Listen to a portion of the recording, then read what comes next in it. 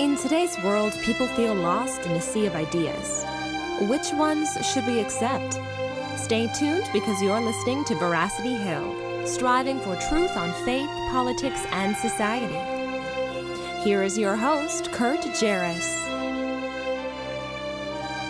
Well, a good day to you, and thanks for joining us here on another episode of Veracity Hill, where we are striving for truth on faith, politics, and society. Welcome to January of... it's November. The weather would have me mistaken. It's been extremely cold here for November, which is kind of a bummer. The leaves have fallen faster than normal. We had snow even on Halloween, right? It was a snowstorm. It was a snowstorm on Halloween. I watched it from my apartment. With eyes glowing, pleasure. I am delight. rather surprised at how cold it has been. This is a little unseasonable. I'm enjoying it, but this is unseasonable. Right. I realize it's really unfair to a lot of people. But, sometimes you get outliers in the norms. Yeah. Yes. So we've got a great program coming up for you where we're going to be talking about the Christian Study Center movement. But before that, I just have a few announcements. We do have available for purchase the Defenders Conference 2018 Genocide in Scripture conference. We've got those on DVDs. If you want to learn how you can get those, you can go to our website, defendersmedia.com. Also, we are diligently working on the Defenders Conference 2019 Gospel Differences conference. And so we had Bart Ehrman, a non-Christian, come and speak at our conference, along with Christians Mike Lacona, Craig Keener, and Rob Bowman. And they all presented their views of gospel differences. It was real fun. You can actually watch the panel discussion for free right now. It was just on Veracity Hill a few weeks ago as our episode there, also on Apologetics 315. We'd love to get your input, and stay tuned for more details about forthcoming events from us.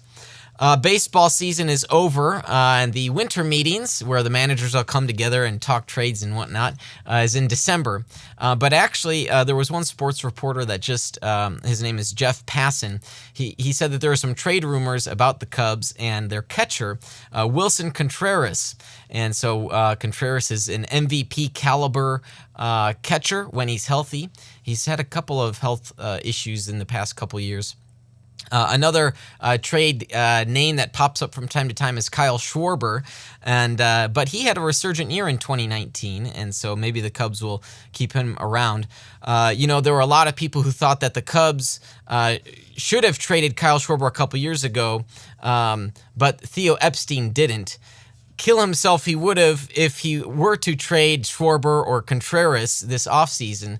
I think that there are some better trade candidates for the Cubs, and I think one of those is Javi Baez, the Cubs MVP. I think he could just bring a huge haul, and the one young prospect, Nico, I think could fill in at shortstop and provide a good contact bat. Wouldn't strike out as much as Baez does, and so that's one of the big concerns for me as to maybe why they should consider trading this big, huge household name. And, of course, another name is Chris Bryant, the third baseman, the dream boy of sorts. And so it seems like the Cubs' so-called dynasty might begin to have some pieces leave this offseason in order for them to make the playoffs next year. So stay tuned. Many of you know I'm a big Cubs fan, and I'm excited to see what's going to happen with the team. David Ross now at the helm coaching, former Cubs catcher.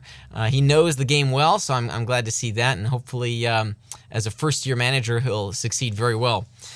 All right, well, so that's it for Cubs news. I just read that just the other day. Yesterday it came up that Wilson Contreras, a lot of teams think that he might be traded, so I think they should keep him around. But nevertheless, even if he were traded, I think he could get a big haul of sorts. So I do want to say this. I am keeping tabs on comments on Facebook. I see Jonathan's tuning in here. I can only do this for half the program, though, and then I have to cut it off. I didn't keep tabs on comments last week, but I've got it open now, and I realized we've got this new segment on the show called What's Behind Curt. And here, this is a green screen behind me. And I actually wore a green shirt today, and I had to take it off and put on the Defenders Media polo, so that way I wouldn't be invisible like the weather folks do when they wear that green tie. At any rate, okay, well, enough banter for now. So on today's program, we're talking about Christian study centers and what they are. Maybe you've heard that term. You're unfamiliar with what they are. to help us learn more about these, I've invited on the program Dr. Drew Trotter. He's the executive director of the Consortium of Christian Study Centers. And for 22 years, he was the executive director and president of the Center for Christian Study in Charlottesville, VA, Virginia. So that's at UVA. And he's also an avid film critic and a scholar of sorts as well. Drew, thank you so much for coming on the program today. Glad to be here, Curt. Now, I know you've been talking about and writing about film and art and Christian worldview for a while, but some of your academic creds goes long before that as well. Tell me about that. Well, I did my PhD in biblical studies, and the reason I did was from a young age I felt a strong calling to be in some form of Christian work, but I didn't know what that would be. I couldn't see myself as a pastor, couldn't see myself as a professor somewhere or something like that. And so I just wanted to get as much study of Scripture as I possibly could. So I did a Master of Divinity at Gordon Conwell Theological Seminary with all of my electives just about in New Testament. And then did my PhD in. And you didn't want the easy road. You wanted a hard challenge. So where'd you do your PhD through? Yeah, no, I was fortunate enough to pack my family up and go off to England to Cambridge University. Did my PhD with a dissertation in the Gospel of Matthew. So that's no easy feat. No, it wasn't. Yes. It was an enjoyable time. I just submitted my doctoral dissertation last week. So I have that sense of freedom and relief. Of course, I've got 2 months to prepare for the defense. But, man, I wake up now and the air is fresh. The coffee tastes good. I don't have that gray cloud hanging over my head saying you should be reading, you should be writing, you should be taking notes. It's a great feeling. Now, as soon as you become a Boston Red Sox fan instead of a Cubs fan, then I can actually enjoy talking to you. I see. Wow. So you took Theo Epstein away from us, you mean, dirty guys. Hey, he brought you guys a World Series, and then he brought us a World Series, so we should both be thankful. And David Ross was more important than people realized. That's when right. He was at the Red Sox, kind of a no-name catcher, but boy, he was smart, and everybody knew it, and provided a whole lot to that team that won the championship. I think that's why Epstein's giving him his shot here as the Cubs manager, because he is a very smart ball player, knows the game well. That's right. Yep. Okay, well, we could probably talk about sports for the whole time here, I'd think, but that's not why we brought you on. I want to ask you, and I'm going to start with a very basic, easy question here that many people are wondering: what is a Christian study center? Yeah, I wish it were basic and easy, because we in the Consortium of Christian Study Centers that I direct, we clearly and have to say over and over again, we don't plant study centers. And one of the reasons for that is that every university and college in this country has its own corporate culture. It has its own set of needs. Every community has its own set of resources that can be useful within that community. And so it's not an easy thing to figure out exactly what should happen. But I have boiled it down to three things generally or broadly. We do have like most Christian ministries, in fact, every Christian ministry that I know of, we have a real concern for the individual. But we do not exist so much for the non-Christian as we do for the Christian, to help them understand and accept and know how to relate their mind to spiritual formation. That we believe that when Jesus said, love the Lord with all your heart, mind, soul, and strength, he meant it, of course, and the mind gets lost sometimes. Now, guys like you and your work, have faced that same problem in the church sometimes, of not really grasping with your mind how important your mind is to the Lord. And so we want to focus on that and on the use of the mind in the university as students or faculty or whatever. Hence the name Centers for Christian Study or for Christian Study as opposed to Centers for Christian Ministry or something like that. We would distinguish ourselves from something like that. Second thing that we focus on is the idea of calling. Os Guinness wrote a wonderful book called The Call, and it really outlines what it means to have a sense of vocation, maybe even particularly for those 8 to 10 to 12 hours a day that you spend at work for much of your life, while the concept is much broader than that. And more about that in a second. And so we want to focus for students and faculty that work with us on the mind and on vocation. The second big area, the second thing that we do is we care about the university itself as an institution. What we want to do is build institutions alongside the institution of the university to try to think through and integrate into the kinds of study that students are having to do the answers to larger, and some would say more important questions than they are often looking at in the college classroom. Now, don't forget, Christian study centers exist on the campuses of secular colleges and universities. It's kind of an oxymoron to think of having a Christian study center on a Christian college campus. Christian colleges are supposed to be Christian study centers. So we don't do that.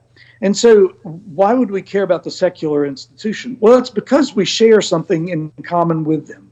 We care about knowledge. We care about the discovery of knowledge. We care about spreading knowledge around, disseminating knowledge. We care about using knowledge to integrate with itself for the good of society and for human flourishing.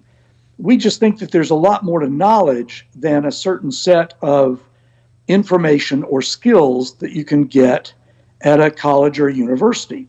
If you don't ask the questions of purpose, if you don't say, why would I even care about studying chemistry? Or beyond that, why would I care about developing products for the good of mankind if we're all going to hell in a handbasket anyway? The whole notion of purpose and connected to them, the notions of significance and meaning are crucial to really caring about studying and wanting to study and wanting to learn and wanting to achieve excellence. And a certain level of all of those can be achieved just because we're human beings and God has built certain things into us, whether you're a Christian or not. But a Christian should have the highest level of those, in my estimation. And as an institution, we want to come alongside this knowledge-interested institution called the university and help it do its job, widen and deepen the notion of knowledge in the Christian student, particularly because we think it requires a bowing before the God of the universe to be able to do this. Third thing is easier to discuss in some ways, and although it can be tricky too, and that is Christian study centers would like to be unifiers on the college campus, not just unifiers of campus ministries. That's obvious. It's not even just unifiers of the campus ministries with the church in the town, which is sometimes trickier than you think. But we would like to see them unified with the university itself. We'd like to see all of them getting along at least. With some kind of notion of civility and interest in each other's views and thinking through truth rather than just shouting it at each other. Yeah, there's one of the things I appreciate about the study center movement is that it's an attempt to show the secular world, hey, we Christians can be intellectual, we can be smart, we can be disciplined in our fields of study, and we're here to live at peace with each other.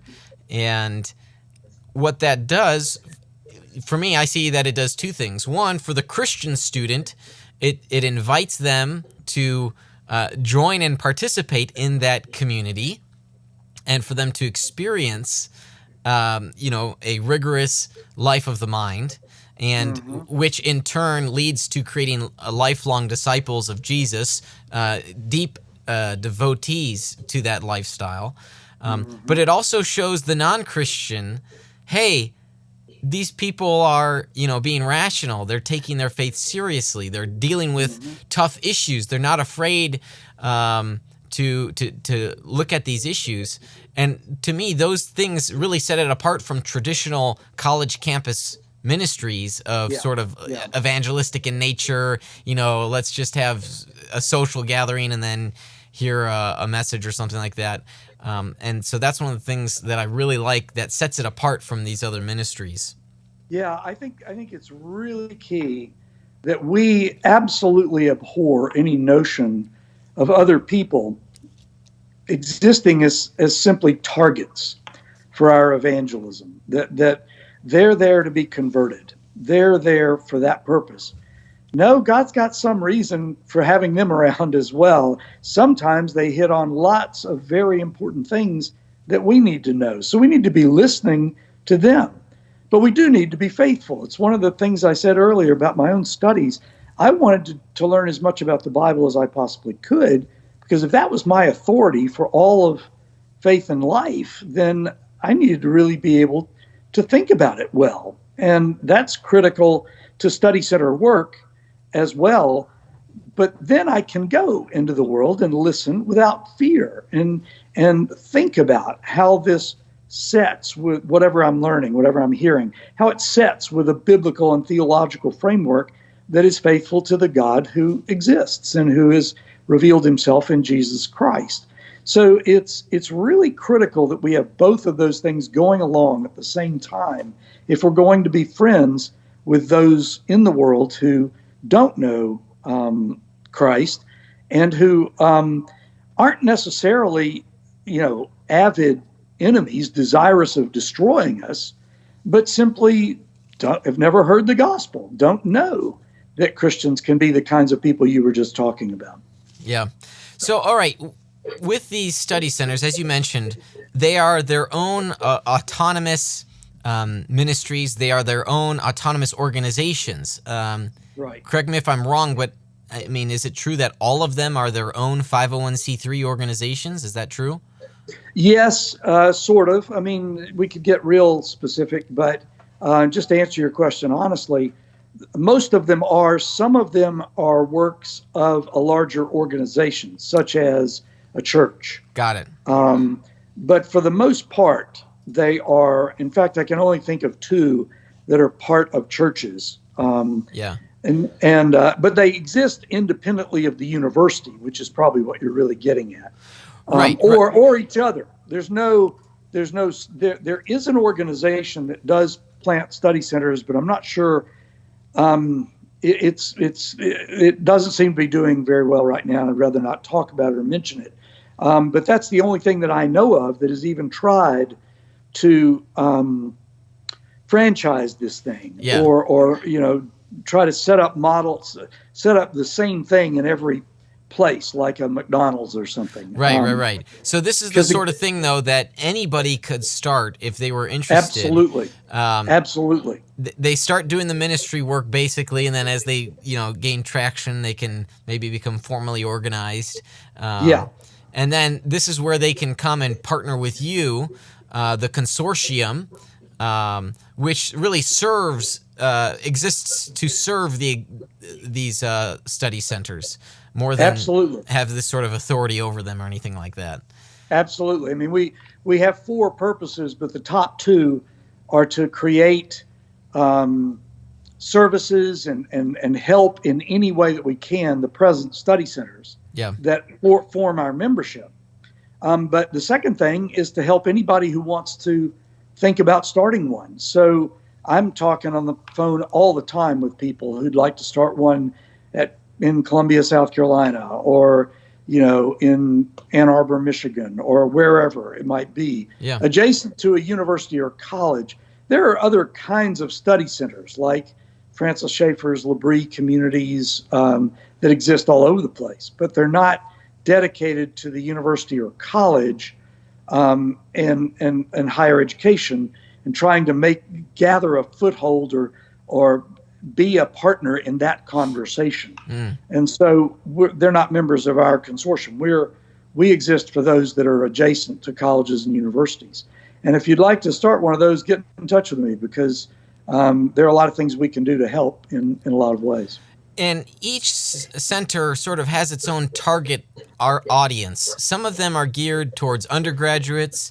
Some of them are geared towards graduate students. Some even towards faculty, right? Right. And so maybe could you explain how the variety of purposes that a study center might have for why they would want to try to reach one over the other instead of, say, like a general approach?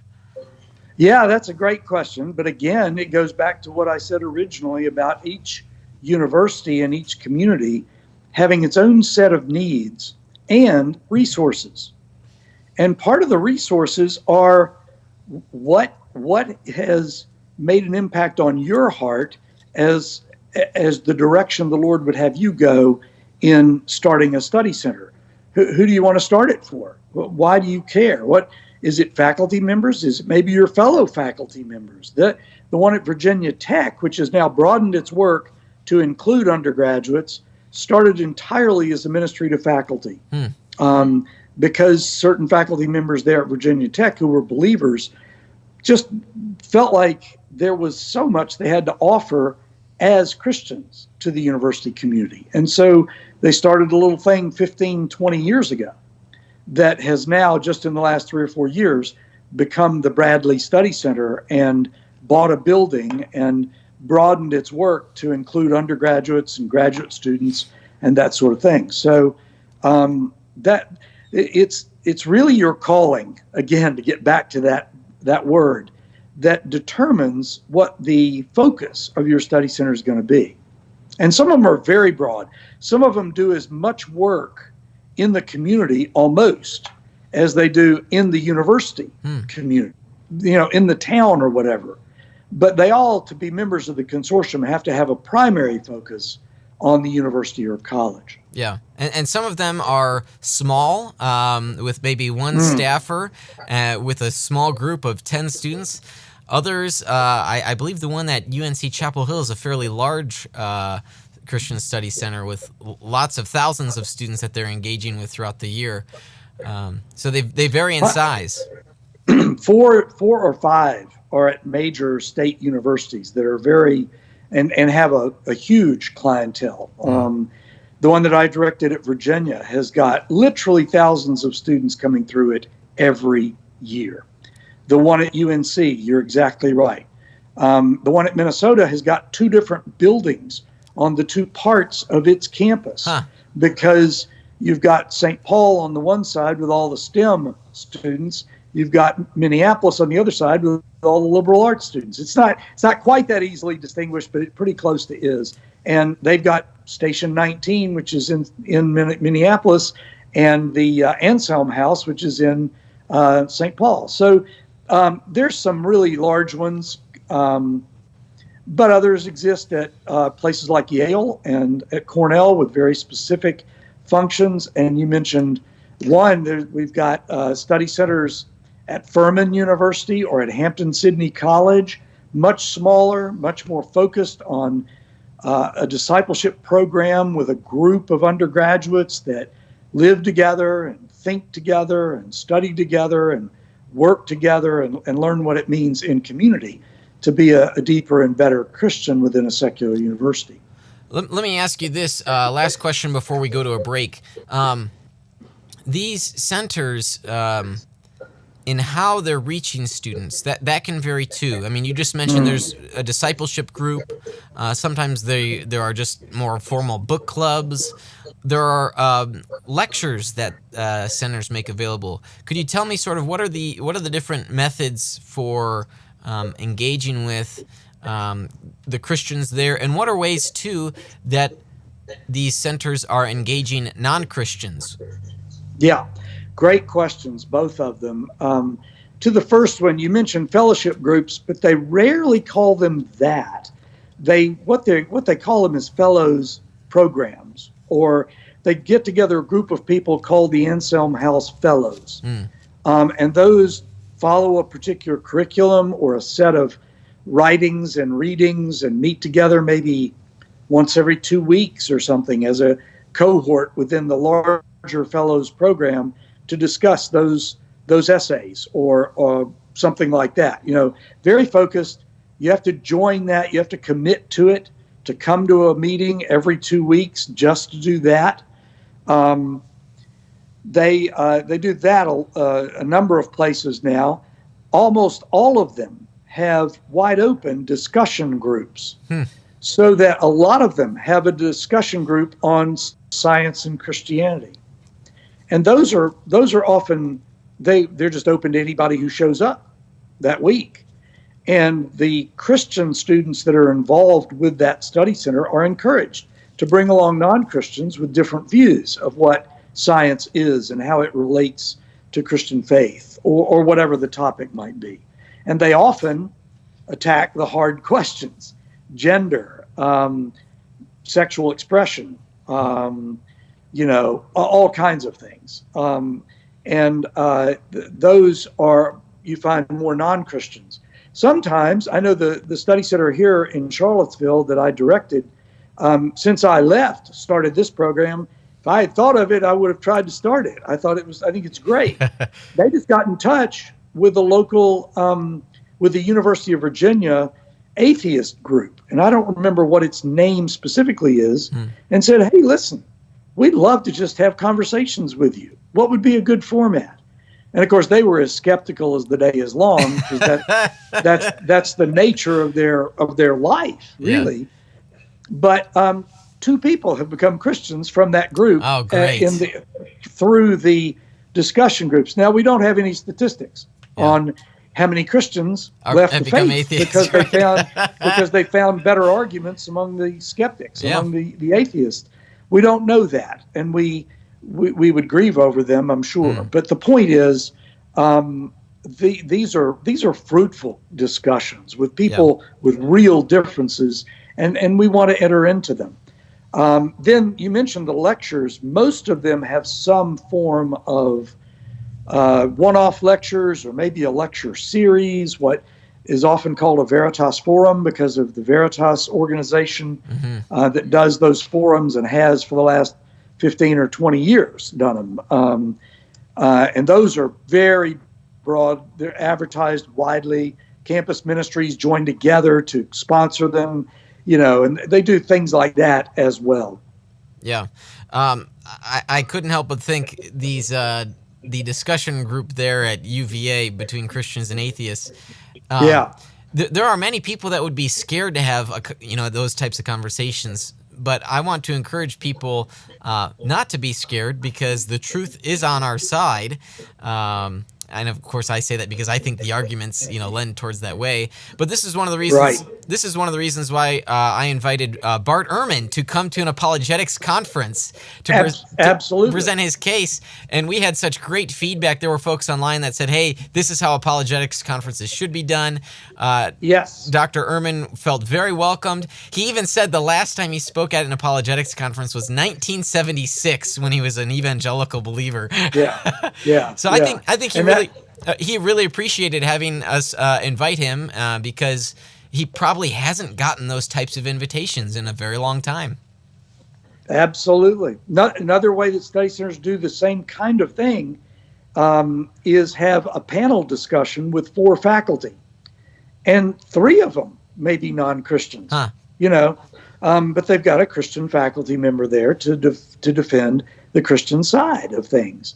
And to show that we really are serious about trying to get at truth, wherever it may be found. And I'm a big believer in common grace, that, again, a lot of non-Christians know a lot of things that are actually true. Yep. They just don't have the developed and full-orbed understanding of the Christian faith that I think gives you better answers, more full answers, and more of the answers than anything else. Yeah. So, yeah. Good. Well, we've got to take a break here. When we come back, I do want to chat a little bit more about maybe the topics that these study centers deal with. And maybe that varies, of course, from institution to institution. So when we come back, we'll talk about that. And then also I want to pick your brain about film and art, and we'll chat about some other things as well. So stick with us through this short break from our sponsors. You're listening to Veracity Hill, striving for truth on faith, politics, and society.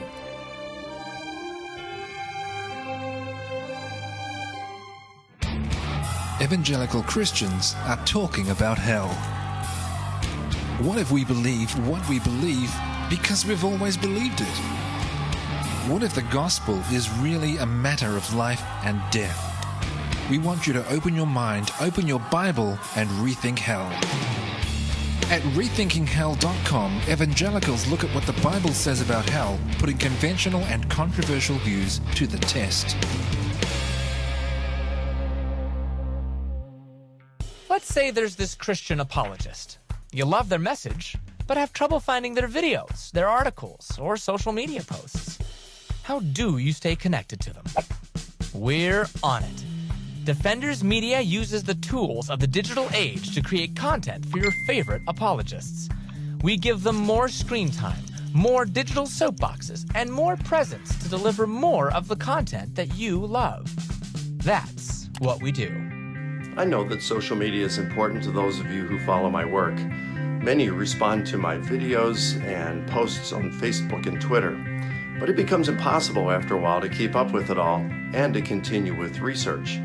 That's why I'm thrilled that we have found a solution, Defenders Media.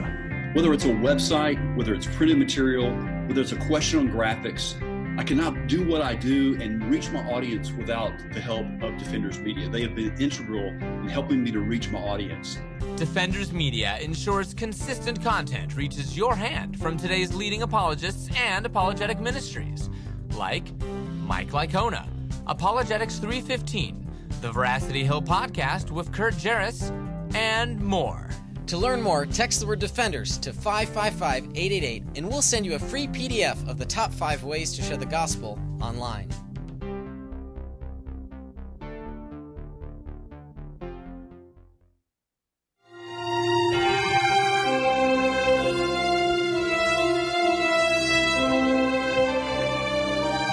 Thanks for sticking with us through that short break from our sponsors.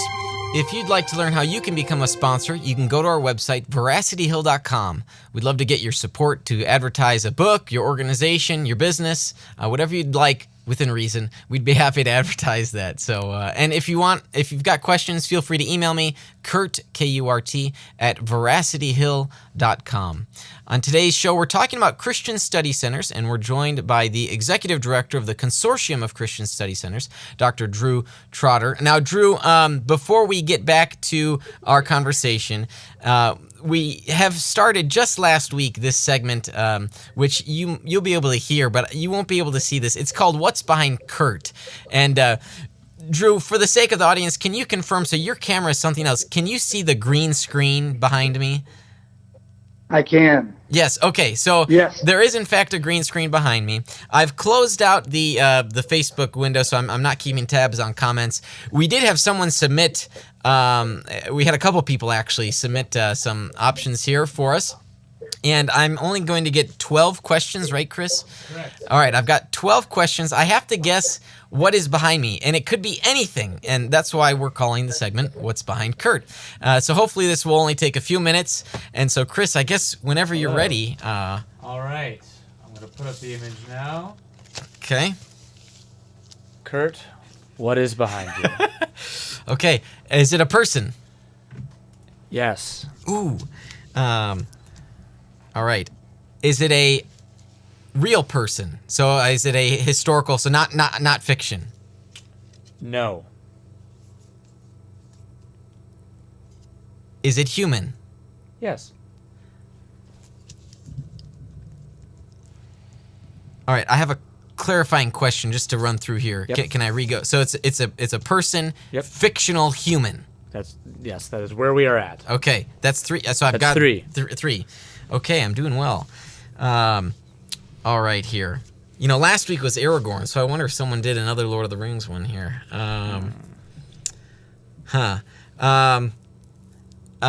Does this historical person come anytime before the 1900s? I'm going to save you that question because we established that it is not a historical person. That was your second question. Oh. Yep. Well, I mean the fictional character. Fictional character. Yeah, so was there an author like in the 1700s that wrote that wrote about this character? Right. No. Right, okay, so the fictional character comes from 1900s upwards, so that's good. Okay. And maybe you may not know this. So does this fictional character come from the 2000s and upwards? No. So, when did Harry Potter come out?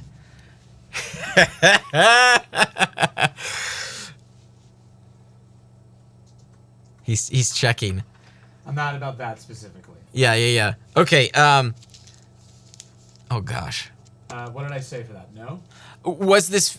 so your question... 2000s and up? The answer is now a definite no. Okay, so sometime in the 1900s, this character... Okay, does this character come from the mind and the pen of an American author? No. Okay. Does it come from the mind and pen of a British author? What do you mean by author? So the... Oh! It could be a movie! Oh boy, I'm not sure I'm going to get this one. Does this character appear in a movie? Oh gosh. Perhaps. Does this character come from a TV show? Yes. Is this character a cartoon? No. Ooh, there goes Ash Ketchum. That's or Bart Simpson. Nine questions. I got 3 to go. All right, Drew's patiently waiting here. Oh gosh. Wow.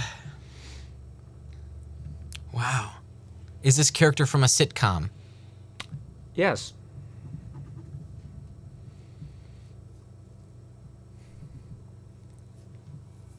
Is this character from Friends? No. Seinfeld? No, that was your last question. That's one. Oh, that. Or I thought I had one more. I was gonna guess a specific. Okay, I'll let you guess. I'll let you guess a character. Okay, so maybe we'll do 12, and then I have to, Oh goodness, fictional character, TV.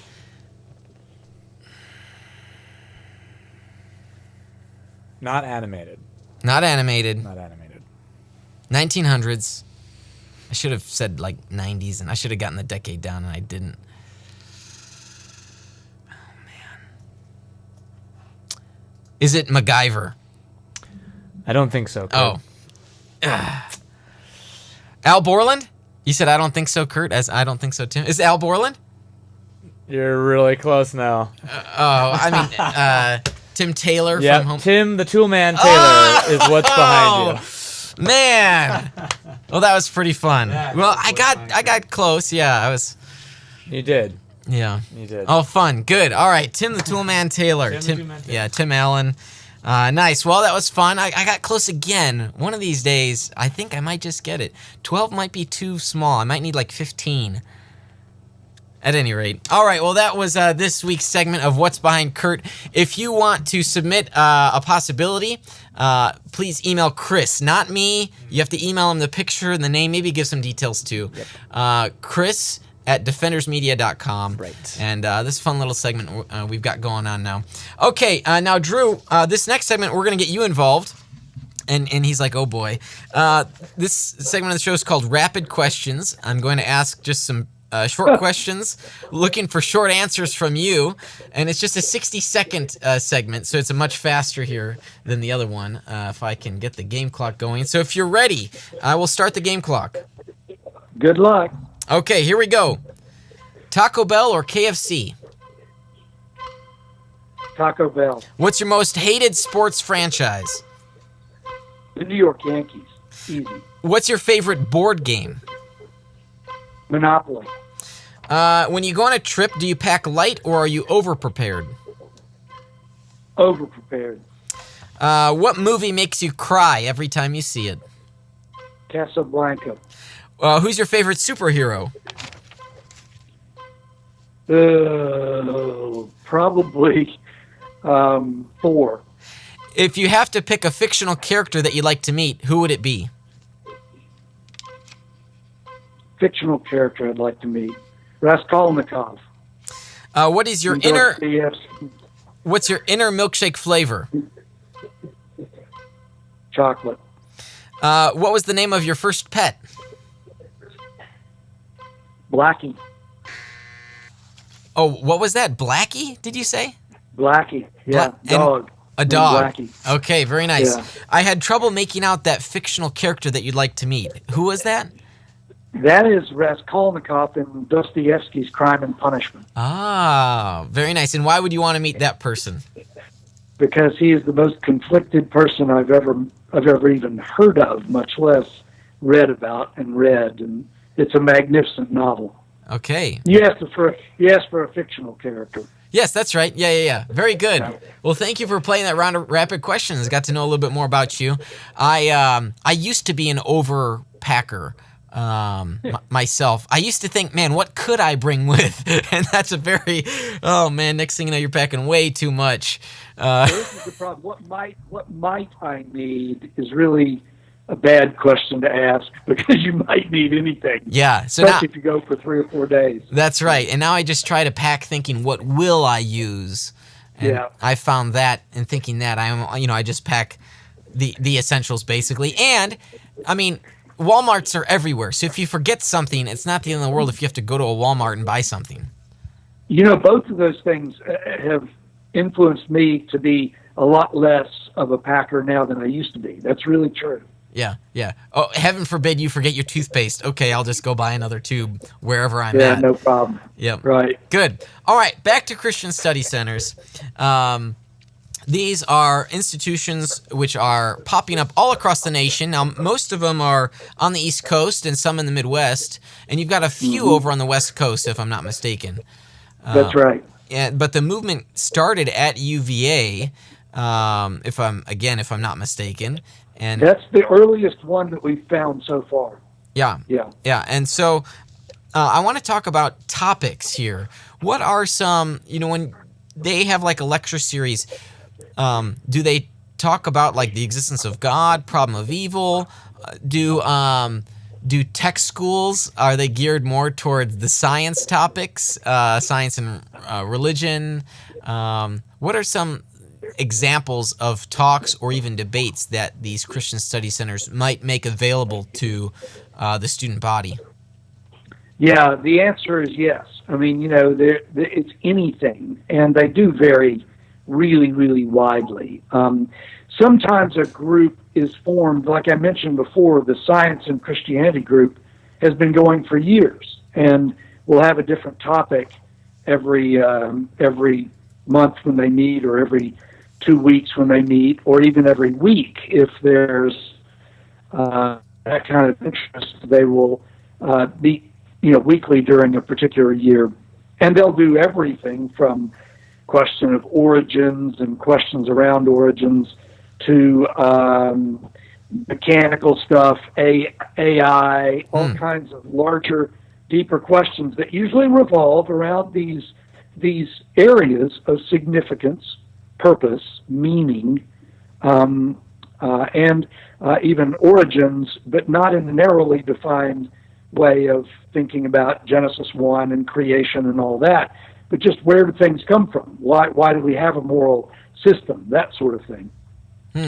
Then there are discussion groups that will be on the basis of a publication, like the journal that you are probably familiar with, and I'm sure many of your viewers are as well, First Things, which is a wonderful journal with very thoughtful, long articles on all kinds of topics that Roman Catholics actually put out. Right. And there'll be discussion groups that are just the First Things discussion group, and they'll read some article that they pick out of that month's First Things.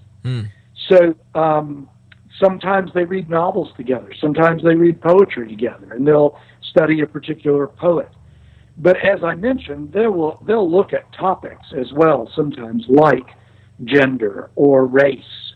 The Study Center here in Charlottesville, because of the events of 2017, has spent a lot of time in the last year and a half working on ways of helping with racial reconciliation. And, we don't just need that here in Charlottesville at the University of Virginia. It's a nationwide problem, and something that we've had in the Christian church for our entire history. So there are all kinds of topics like that. But traditional topics happen as well. Sometimes they'll just do the topic, the resurrection of Jesus Christ, and they'll look at all the various books that try to explain it away, or look at books that try to give evidences for the resurrections actually having taken place in history. And they'll do the traditional classical apologetics questions of who is God, how do we know, why, that sort of thing. Yep. It's a great way of looking at these worldview issues and doing so from an inviting way, not necessarily and certainly not in my perception, a polemical way, that sort of offends or puts off people. And so it's something that really winsomely invites people to join in that journey, that intellectual journey. That's exactly right. Yeah, that's great. And sometimes, Curt, it will be an ethical question. Like, sometimes students are consumed with finding a mate, wanting to be married. What is marriage? What do Christians think about marriage, especially in today's society with very, very fragmented views on that, with the whole questions of gender coming into it. So it becomes, it can be all kinds of things, really. Yep, good. And if people want to learn more, they can go to studycentersonline.org, where they can learn about the Consortium of Christian Study Centers and see all sorts of resources there, events. So you guys do a great job at sort of promoting and advertising what's going on at these centers. Really a nice service to those institutions. So you're doing some good work there, Drew. Now, before we call it quits for today, and we've still got a few minutes here, but I wanted to pick your brain about art and film. This has been an interest of yours for a long time. Christians don't have exactly a good reputation for making good art. Chris is a film guy. He's just shaking his head no. Specifically for film. In other areas, for film, yeah. Historically, they do quite well. Yeah, I mean, the script writing can be poor. What's all of your thought on that, Drew? Well, it's. I could talk for the rest of our time for sure, and a lot more on that one. I really applaud Christians wanting to get into the entertainment industry, and especially film and television. I also want to applaud them for trying to work against the vast majority of films whose themes and ideas are either based in a sort of ultimately a vague humanism, or a sort of everybody's really kind of good, but sometimes they go bad every once in a while, and that's too bad. Yeah. But really, basically, deep down, they're good guys. And the way these things get presented is extremely difficult. Now, some of them have real concepts of evil, so sometimes very, very deeply have a concept of evil. In fact, there's a lot of literature that the most Christian art form in the cinema industry is horror movies, because they really present evil as evil. And yet Christians avoid horror movies by the droves because they're too afraid of seeing bad stuff, and that sort of thing. So I really encourage people to read a little book that C.S. Lewis wrote that almost nobody reads, called An Experiment in Criticism. And Lewis really encouraged Christians, or anybody, frankly, because it was a well-received book in every sphere. that Lewis says you've got to, if you really want to engage an art form, you have to allow that artist to speak to you. So you have to try to enter into the world of that artist.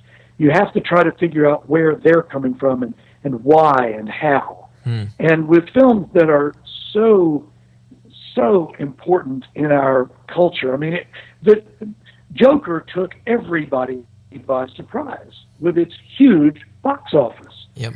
It's the biggest box office R-rated movie in history. And that now means it has surpassed The Passion of the Christ, which was R-rated. It really, which is also interesting and kind of shows you the ways in which R ratings can be gotten. Both movies get R ratings because of violence. But Joker's a very difficult film to watch because of this psychopath who, became the Joker in the Batman series of comic books and movies and et cetera, et cetera. But if everybody's watching it, we can't really afford to just let it sit out there and not even know how to talk about it or how to have it as a basis upon which to engage other people. And yet, movies like that, almost tons and tons, at least, of non-Christians have seen it and would love to talk about it. And you can start working in how the movie is Christian or not Christian and why. If you know anything about the Christian faith in depth and you know anything about film in depth. And if you can't, you're just blowing in the wind, really. Yeah, and it's one thing to say, we're not going to watch it because there are bad things there. It's another thing to say or to ask, I wonder what the director means by that action, by that bad action. I mean, if, from a Christian worldview, I mean, we see all and read about all sorts of bad actions that occurred in the Bible. So how can we just avoid, talking about people doing bad things with bad, evil, wicked motivations and intentions? We can't just seclude ourselves. Kurt, I think, and you would agree with this, I'm sure. There is a problem here of Christians not wanting to encourage their own spiritual sin flashpoints, as it were. So you can't just go to, if you've got a problem with sex, you can't just go to a whole lot of movies that just, or watch Game of Thrones. Maybe even pornographic sex or whatever, and just justify that because I want to care about the culture. Yeah. You've got to be careful about that. That I understand. But I would also argue that the balance is way overshifted to the other side of perfectly strong Christians in areas of sex or language or whatever, avoiding all films just because they've got a bad word or two or because they have a sex scene. And that is really missing out on the whole idea of engaging a culture. You have to go and engage in some ways its products. And that's why I do this lecture that I do every year called The Movies in America, What the Academy Award Nominees for Best Picture Tell Us About Ourselves. And I always have some sort of Christian spin on this, although never in a way that would turn off the non-Christian viewer or the non-Christian person who's come to this lecture. But I can select a few films that I know a lot of people are going to go see or are the best product of this very important community. These are the ones the artists themselves have said, these are the ones we want you to consider, each other to consider for the very best product we did this year. And sometimes I disagree with even the nominees, meaning they're even the best pictures. But generally speaking, they're a good set that everybody ought to be somewhat aware of, that lots and lots of people are seeing. And sometimes they're wonderful films, like Green Book, which was a movie this year that won the Academy Award for Best Picture. And very, very few Christians could argue with its basic messages, which is we need to learn to love people whether they are of a different race or not, and really, really get to know them and care about them deeply. And it's too bad, but this is why I would encourage all your viewers, any of them who are saying, no, I don't go to movies, I don't watch television, that's awful. Sometimes television is really great stuff without any bad things involved with it. Now, last comment, and this is about the Christian movie makers. There are more and more Christians who are making films in the secular realm that are not very specifically theological in the sense of bringing God in as a character in the film. Because that's very, very difficult to do with an entity that you can't view. I mean, the whole reason that we destroy idols and idols are bad in the Old Testament is they were made out to be images of the being who cannot have an image made of them except the one whom he reveals to us, which is Jesus Christ. But it's pretty interesting to me, Jesus didn't come in the era of videotape or streaming or digital representations or even cameras. And there are no pictures of Jesus, and we don't have any even drawings of it, really, that could possibly be the real Jesus. So we got to think about that and understand that as we get involved. But this form in television, in film, and now even more so in long form television, e.g., HBO or other streaming services or whatever. Yeah, they're dominating our entertainment time, and lots of Christians are even watching them without realizing what it's doing to them. Yep. So. Good. I mean, that's a lot, and now I want to go listen to your lectures, which I do have here at studycenter.net. If you click on, it's under people here. Here's your profile for there, and they've got your lectures here that are available. So those are only the ones that are done at the Study Center in Charlottesville. Yeah. The website you gave earlier, our website, studycentersonline.org, actually has all of the lectures that I've done that were video done anyway, and even audio done for years back. And if you're interested in a particular year, or some movie that you love that won the Academy Award, you can just look it up, yes, see what year it was done in. It'll be the year after that I will have lectured on it. But I see it here now. It's under, so if you go to studycentersonline.org, click resources, movie resources, this appears to be the page for all of that. So good. So I'm going to be sure to listen to some of these. Drew, this has been a very fun conversation with you. I've appreciated learning more about the Christian Study Centers. I'm grateful for your easy to understand way of communicating, because it is complex. I mean, they all have their own different thing about them. So how do you best describe that? So it's great. Thank you for that. And then too, enlightening us with your view on art and film from a Christian worldview. That approach is certainly more needed in today's society. So thank you so much. Well, lots more to say about that too, but I've enjoyed it, Curt. Thank you for having me on. Thank you. God bless you, and God bless you all the work that you're doing. Lord bless you. All right, well, that does it for our program today. I'm grateful for the continued support of our patrons. Those are folks that just chip in a few bucks each month, and the partnerships that we have with our sponsors. They are Defenders Media, Consult Kevin, The Sky Floor, Rethinking Hell, the Illinois Family Institute, and Fox Restoration. I want to thank our guest today, Dr. Drew Trotter, and our technical producer, Chris, for all the fine work that he does. Week in, week out. Thank you, Chris. And last but not least, I want to thank you for listening in and for striving for truth on faith, politics, and society.